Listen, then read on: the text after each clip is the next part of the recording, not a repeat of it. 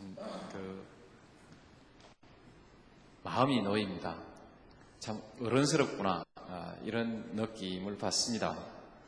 우리가 자라나는 청소년들을 쳐다보면 과외에 치달려서 창의력도 상상력도 전부 고갈돼 버리고 경쟁에 시달려서 사람들이 아주 감성도 각박하게 메말라 버린, 그래서 조금도 여유가 없는 젊은이들을 생각하게 되죠.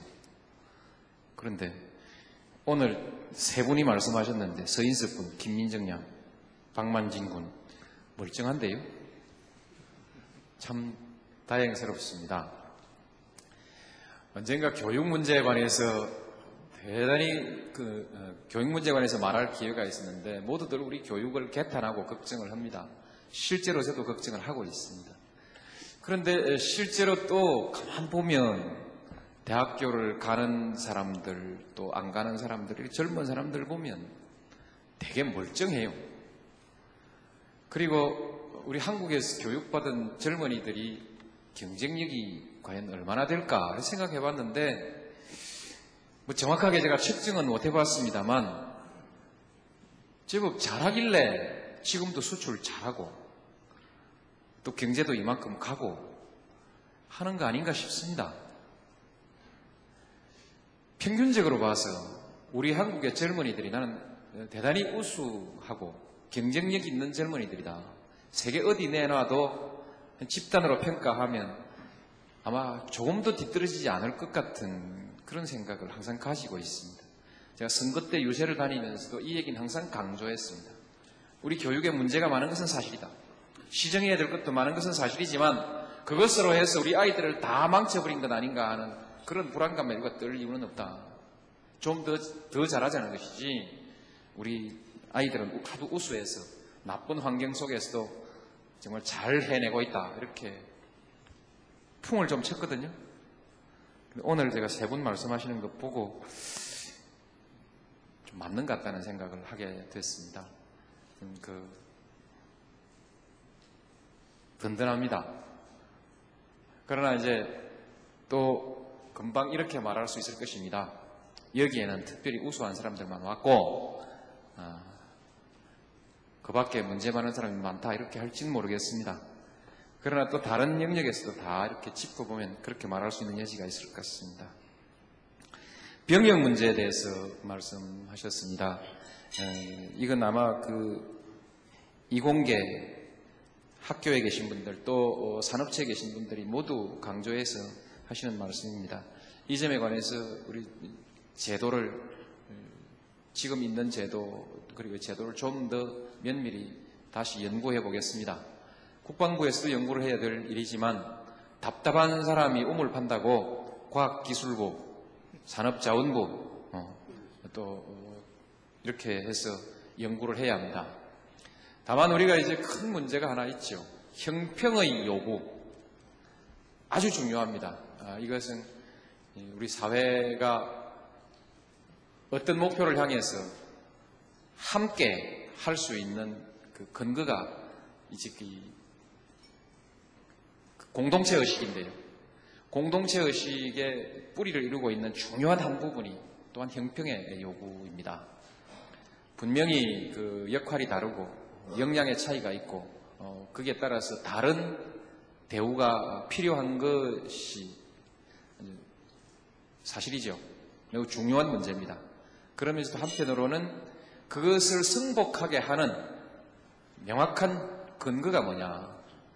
우리가 그 명확한 근거를 제시할 때, 차별적 대우를 정당하게 하는 명확한 근거를 제시할 때, 그리고 그것을 승복할 수 있는 사회 문화가 형성되어 있을 때 우리는 여러 가지 특례를 만들어 낼 수 있을 것입니다. 그래서 우리 그것을 위해서 우리 기득권 사회에서 좀 더 노력해야 됩니다. 필요하다고 무조건 만들 수 있는 것이 아니고 우리가 어떤 차별적 대우를 정당하게 하고 할 수 있는 그 어떤 지표 그리고 그것을 수용할 수 있는 사회적 문화 이런 것들은 함께 노력해서 만들고 그러면서 이제 이런 그 사회에서 가장 효율적인 어떤 그 분배, 자원의 분배, 사람도 자원이니까요. 자원의 분배를 할 수 있는 토양을 마련해야 됩니다. 바로 이런 토양을 마련할 수 있도록 하기 위해서 저도 노력합니다. 내가 그 형평, 원칙과 신뢰, 투명과 공정, 이것을 국정 원리로 내세우고 있습니다. 왜 공정이라는 것을 강하게 내세우냐면 공정성에 대한 사회적 신뢰가 높아질 때 많은 차별들에 대한 수용도가 높아지는 것이거든요. 저것은 공정하다, 공정한 과정을 거쳤다. 그리고 그 결과는 공정하게 우리에게 다시 되돌아온다는 믿음이 있을 때 많은 차별을 우리가 수용하게 되고, 그래서 사촌이 논을 사도 배 아파하지 않는 문화가 만들어지는 것입니다. 그래서 우리는 정치하는 사람은 공정성을 더 높이고 공정성을 높이는 제도를 끊임없이 발전시켜 나가고, 그것을 통해서 공정성에 대한 신뢰를 통해서 우리가 이런 그 효율적인 사회 운용이 가능하도록 그렇게 뒷받침하도록 노력하겠습니다. 그 김민정 양은 화학에 관해서 이제 화학, 나노테크 이렇게 화학하면 제가 좀 반갑게 느끼는 그 점이 있습니다. 제 큰아이가 대학교를 갈 때 처음 화학과로 갔습니다.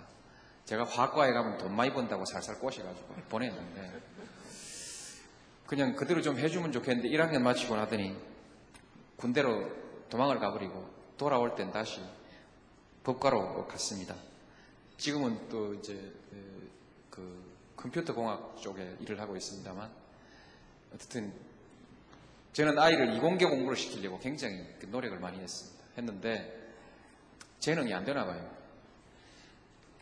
안 되고 결국 뭐 지금 컴퓨터 공학도 이공계라고 볼 수는 있을지 모르겠습니다만 그렇게 하고 있습니다. 지금은 네트워크 영역의 기술을 바탕으로 해서 일을 하고 있습니다만 그렇습니다.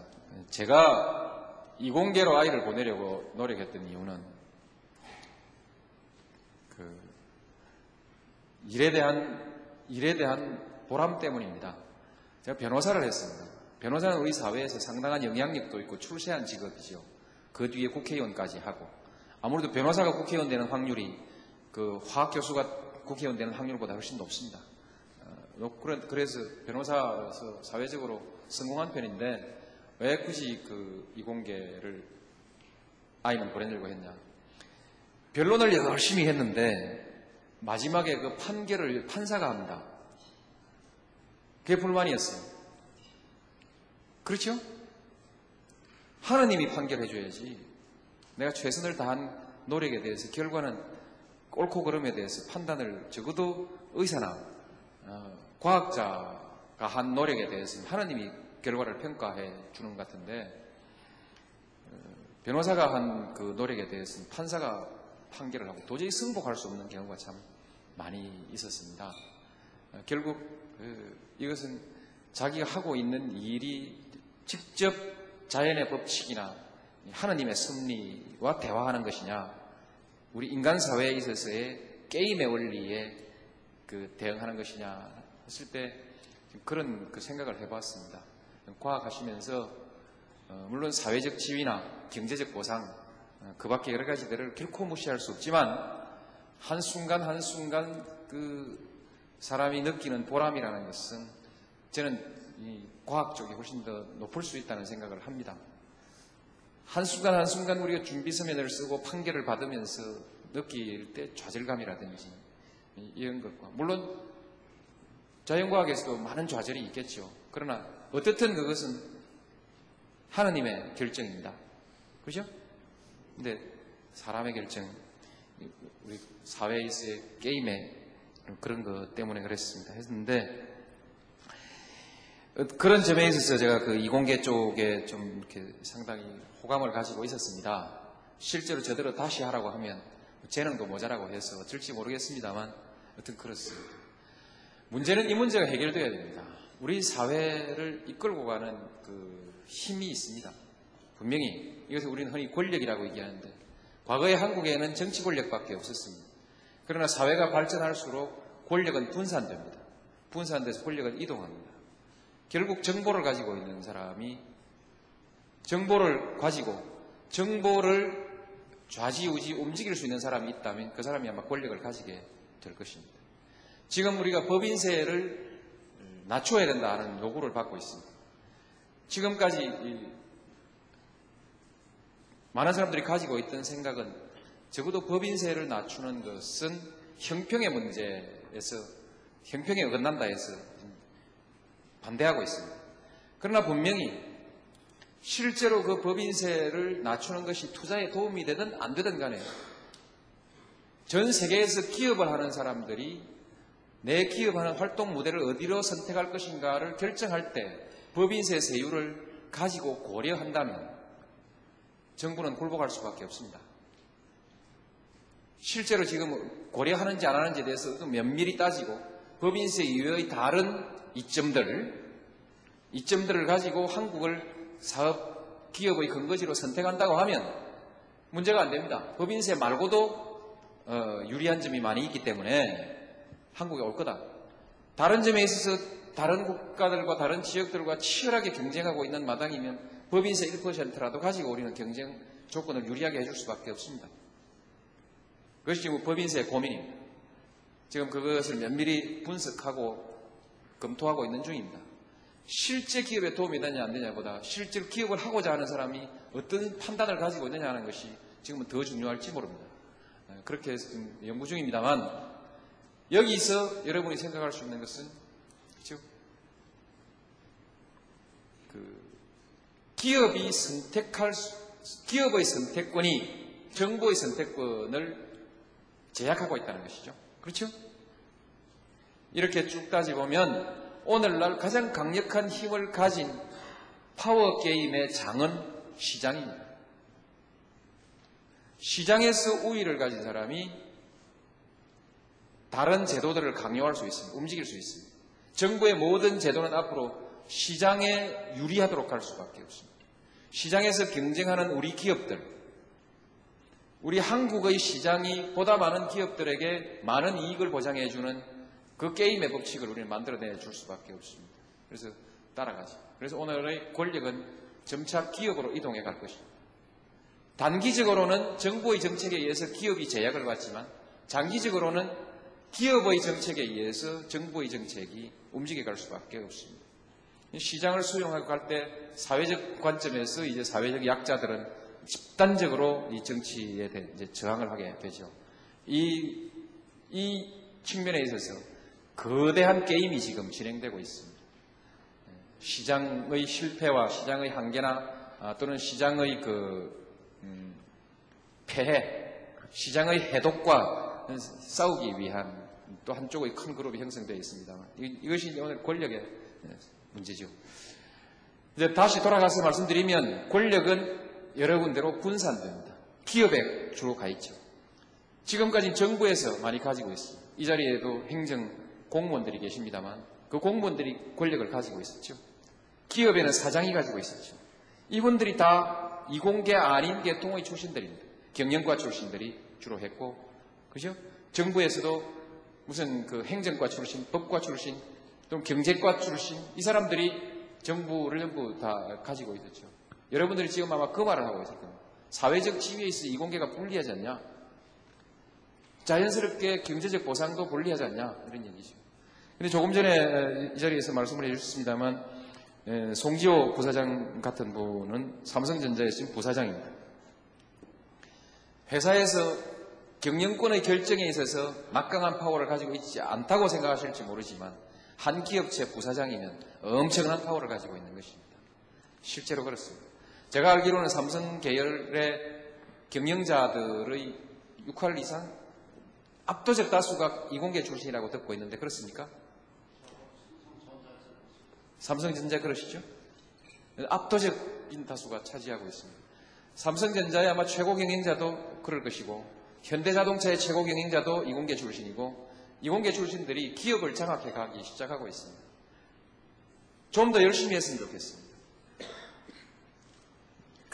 과학기술만 가지고 기업을 경영하기는 어려우니까요. 그러나 과학기술을 가지고 기업을 경영하는 것은 과학기술만 가지고는 어렵지만 과학기술을 가지고 다른 경영의 능력을 가지고 하면 훨씬 더 훌륭한 기업을 경영할 수 있습니다. 이 점은 유리합니다. 그리고 그것을 배우는데 그렇게 어렵지 않다고 생각합니다. 그렇게 어렵지 않습니다. 그래서 이 분야에 있어서 그렇게 불리하지만은 않다는 것을 첫 번째 말씀드리고, 두 번째는 적극적으로 그 영역, 소위 권력의 영역을 장악하기 위해서 과학기술자 여러분들이 노력하셔야 됩니다. 우리는 과학 연구만 하면 된다, 이게 아니고 과학부 장관도 하시고 국장도 하고 어느 위원회도 하고 이렇게 해서 적극적으로 해가야 하고, 어느 위원회 한 군데 갔을 때도 그냥 위원회에서 과학기술만 가지고 조언하는 것이 아니라 과학기술뿐만이 아니고 정치, 행정, 경제, 경영 이 모든 영역에 있어서의 해박한 지식을 가지고 토론해서 싸워서 이겨야 됩니다. 위원들이 10명, 20명 모여도요, 그 판을 이끌어가는 사람들은 소수입니다. 적극성이 있고 해박하게 알아야 하고 그렇게 해서 이제 끌고 가는 것이죠. 그렇습니다. 적어도 지금은 과학기술 분야, 우리 정부에서도 과학기술 분야나 산업 분야 이 영역에서 그래도 과학기술인 출신이 그 행정을 책임지고 있다는 사실 자체가 저는 매우 다행스러운 일이라고 저는 그렇게 생각합니다. 그만해도 많은 발전이라고 생각합니다. 옛날 같으면 정치하는 사람들이 다 장악하죠. 없죠? 이런 점이 있습니다. 그런 점이 있습니다. 그래서 그렇게 해야지만 앞으로 하기 나름이다. 그러나 앞으로 점점 더 저는 밝다. 아까 말씀드렸다시피 기술로서 경쟁하는 시대로 확실히 들어가고 있습니다. 우리 한국 경제는 이제 그 투자 중심의 투자의 크기를 가지고 경쟁력을 결정하는 투자주도의 경제가 아니라 기술 혁신의 수준을 가지고 경쟁력이 결정되는 혁신주도형 경제로 들어가고 있습니다. 앞으로 경영도, 국가 경영도, 기업 경영도 혁신주도형 경영으로 가지 않으면 안 됩니다. 혁신에 있어서는 여러분들이 훨씬 더 유리할 거라고 저는 그렇게 생각합니다. 절대 기죽지 마시고 지금 숫자 헤아리지 마시고요. 정말 잘 보십시오. 과학기술인이 우리 사회를 지배하게 될 수도 있습니다.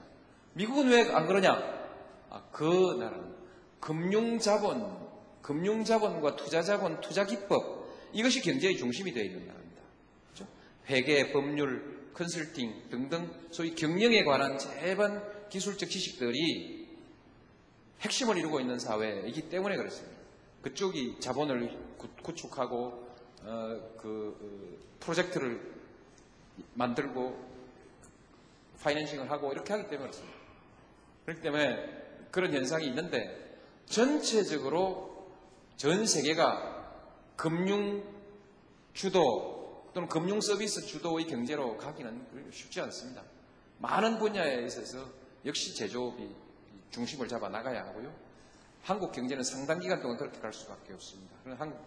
그런 면에 있어서 경영에 있어도 결코 여러분들은 불리하지 않다고 보고요. 그 이후 미국과 같은 형태가 되더라도 여전히 예를 들면 이쪽에서 금융이라든지 그런 등등의 기법을 함께 배우면서 여러분들이 그 투자의 핵심적인 요소인 기술적 가능성, 여러분이 시장을 잘 모르기 때문인데 시장만 알면 훨씬 유리하지 않습니까? 지금은 두 가지입니다. 기술과 시장이지 않습니까? 이 기술이 시장에서 성공할 거냐? 그것을 판단하고 용기 있는 사람이 결단하고 투자하는 거 아닙니까? 그런 것인데 그 양쪽 시장의 감각을 여러분들이라고 익히지 못하는 법이 없습니다. 그래서 해나갈 수 있습니다. 그래서 권력은 시장에 있다. 시장을 지배하는 사람이 권력을 갖는 것입니다. 시장을 지배하는 것은 기업입니다. 되게 그렇게 보시고 스스로 우리는 소외됐다 이런 말씀 하지 마십시오. 아까 누구죠? 우리는 김민정 학생이 그렇게 얘기했죠? 그렇게 보지 마십시오. 지금 세상은 머물러 있지 않습니다. 끊임없이 변화하는 도전하십시오. 그다음 그것을 위해서 우리도 도와드리겠습니다. 공직사회에 있어서 이공계 진출을 사실은 그 쿼타를 정하는 것은 이 행정의 원리에 좀 잘 맞지 않습니다. 그러나 지난번에 보니까 우리 부총리께서 쿼터를 얘기했습니다. 쿼터라는 것은 합리적인 제도는 아닙니다만 그러나 쿼터를 정해서 밀겠습니다. 당분간. 그렇게 해서 이공계 출신들이 좀 더 정책적 의사결정 과정에 깊이 참여할 수 있도록 하고 그분들이 우리 사회를 움직여 가는데 이렇게 되도록 그렇게 노력하고 여러 가지 과학적인 정책을 통해서 밀어드리겠습니다. 오늘 뭐 여러 가지 그 과학에 관해서 얘기들을 많이 적어 왔는데 여러분 다 아시는 일이라 싶어 생략하겠습니다. 근데 정부는 앞으로 계속 투자하겠습니다. 그 다음에 또 조금 남아있네요. 영재교육과 더불어서 평준화 교육에 대한 우려 이런 등등이 나와 있습니다. 평준화할 것은 평준화해야 합니다. 최저기준이라는 한 사회에서 최저기준이라는 것을 우리는 항상 가지고 있어요. 사람이 지금 우리가 가지고 있는 우리 사회의 보편적 수준에 비추어서 일정 수준 이하로 내려가서는 안 된다라고 하는 기준을 만들어서 그것은 국가가 반드시 유지해 가야 합니다. 최저기준 이상의 주거, 최저기준 이상의 교육기회, 최저기준 이상의 기회들을 다 열어놓고 있어요. 교육에 있어서는 최저기준보다는 좀 더 높은 평균적 기준을 줘야 합니다. 왜냐하면 미래를 결정하는 핵심적인 과정이기 때문에 교육에 있어서는 최저기준 이상의 기준, 그래서 자꾸 평준화라는 것이 나오게 되는 것이죠. 또 한편으로는 평준화에 대한 거부는 지나친 경쟁으로 인한 그 과열과 부작용 때문에 자꾸 평준화 쪽으로 갔습니다만, 문제는 저는 그렇게 생각합니다. 영재 교육이 가능하려면, 그것을 가능하게 하는 교육의 개별화, 차별화를 하려면 평준화가 든든하게 뒷받침을 해주고 있어야 됩니다. 보편적 수준에 있어서 평준화 수준에 대한 국민적 만족도가 어느 수준 버텨주지 않으면 곧바로 비평준화에 대한 모든 영역의 차별화나 개별화에 대한 이제 국민적 저항이 일어날 가능성이 있습니다. 그렇기 때문에 평준화의 욕구를 기본적으로 충족시키면서, 그러면서 개별화, 차별화 교육을 해 나가야만이 많은 사람들이 그 예외적인 부분들을 수용하고 인정해 나갈 수 있습니다. 이 폭은 우리 사회의 기회가 좀 더 넓어지고 신뢰가 높아질수록 우리가 수용할 수 있는, 용납할 수 있는 특별 케이스가 더 넓어질 수 있는 것입니다. 이 부분을 고려하지 않고 무조건 그냥 경쟁의 원리로 가자, 전부 그렇게 가버렸을 때 평범한 중산층이 감당할 수 없는 경쟁이 일어나고 있습니다. 우리가 지금 소외층이 감당할 수 없는 경쟁 환경을 가지고 있지 않습니까? 그건 우리 정부가 적극적으로 뒷받쳐야 됩니다만, 요새 불경기 시대라서 우리가 말을 못 꺼내죠. 만일에 우리나라의 평범한 중산층이 수용할 수 없는 이상 경쟁이 일어났을 때 이것은 사회적인 큰 저항에 부닥치게 되고, 그것으로 인해서 얼마간의 개별화, 특수화, 차별화할 수 있는 여지까지 다 막아버리게 된다. 이 부분은 그것이 얼마만큼이냐에 대해서는 누구도 답이 없지만, 어쨌든 그런 시야로 바라보면서 이 엘리트 교육을 해나가야 하고, 그렇게 해야 합니다. 그렇다고 엘리트 교육을 절대로 희생시켜서는 안 됩니다. 저도 특히 요즘처럼 승자 독식의 시대, 1등이 모든 것을 다 차지해버리는 이런 그 기술 시대에는 엘리트 교육이 아주 중요하다고 생각합니다. 그래서 이 문제는 우리가 어느 한쪽으로 잘라 말하기보다는 이 두 개의 전제를 함께 충족시키면서 한번 해보겠습니다. 해보시고, 그 다음에 학제 간 융합 문제, 이건 아주 중요한 문제입니다. 이건 이 자리에 교수님들도 와 계십니다만, 이 문제에 대해서 적극적인 우리 교단에서의 어떤 운동이 좀 있었으면 좋겠습니다. 지금 각 지역에서 산업과 교육을 그야말로 융합시키는 그런 새로운 클러스터 정책을 한번 해보려고 하는데, 이 과정에서 과 또는 단과대학 교수님들의 결단이 따르지 않으면 안 됩니다. 어떻든 새로운 변화는 현재의 지위를 흔드는 것이기 때문에 결단이 따라야 하고, 그것이 소위 학제 간 융합 같은 그것도 마찬가지라고 생각합니다. 그런 부분에서 전 정말 꼭 필요하다고 생각합니다. 이 문제는 우리도 열심히 하겠습니다만, 대학에서 새로운 교육에 대한 어떤 바람이 좀 일어났으면 합니다. 저희 노력하겠습니다. 우리 송 부사장님 부러운 신랑감 말씀을 하셨는데 옛날 우리 송 부사장님 그때는 부러운 신랑감 맞죠? 네, 그런데 요즘 딱 조금 어려우신 것 같은데 곧 5년 안에 우리 그 이공계 출신들을 인기 있는 신랑감으로 만들어내 드리겠습니다.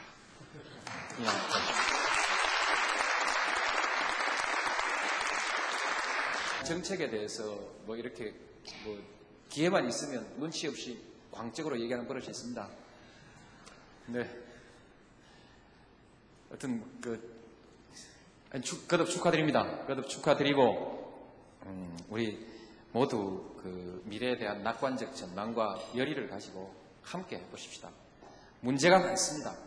그러나 문제만 가지고 얘기하고 주저앉아 있어서 우리 사회가 변하지는 않습니다.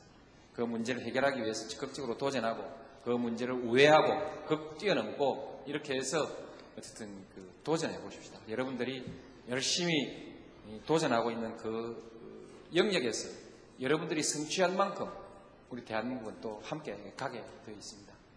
여러분 축하합니다. 또 다음에 만날 기회가 있기를 바랍니다. 감사합니다.